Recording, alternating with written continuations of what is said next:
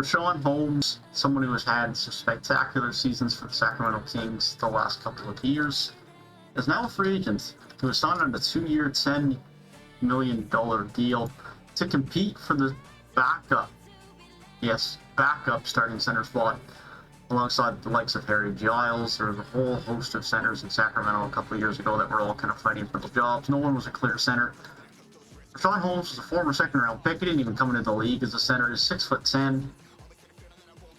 Not a prototypical center when he came in, but has converted as the league has gone smaller. And he's turned himself into a very, very valuable center and someone that is going to get paid this summer, probably going to be making close to or more than the $15 million he's made in his career a season. He will be making that per season on his new deal. I have no doubts about it. And a very scarce center market this offseason, which really only has him and Nerlens Noel that I can remember off the top of my head. And so that is why I say in this video, this is no hate on Richaun Holmes, because Richaun Holmes is a great center, but as you can see by the thumbnail, probably by the title, I have some doubts regarding how much money he's going to get and a potential overpay. And now let's explain why. I think Richaun Holmes is a very good center. I think he can offer a lot of good assets to a team. He's very good at finishing around the rim. He shoots 64% from the field last season, 14 points a night.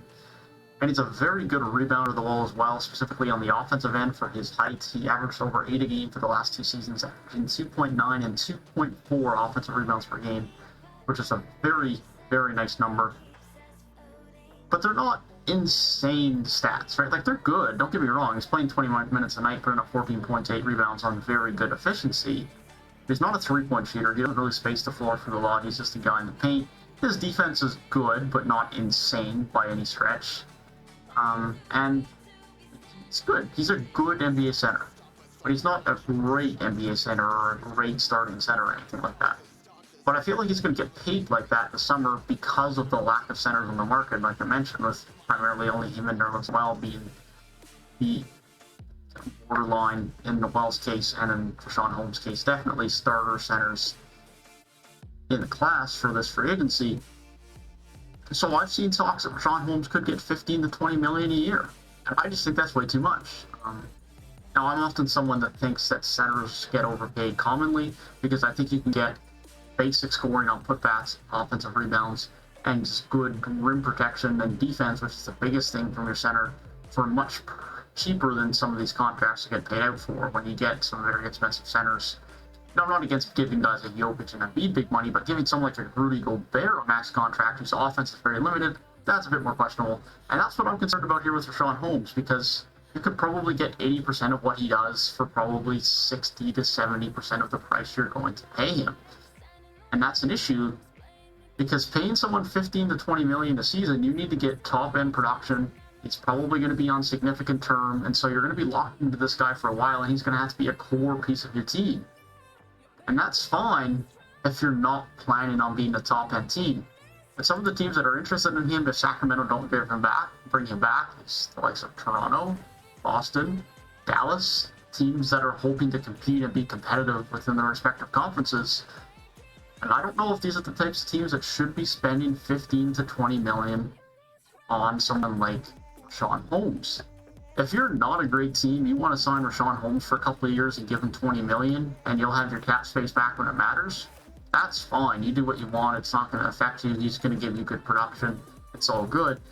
But if I'm someone like Toronto, if you lock him up for 15 to 20 million, that inhibits your ability to go and sign an extension on one of your young players.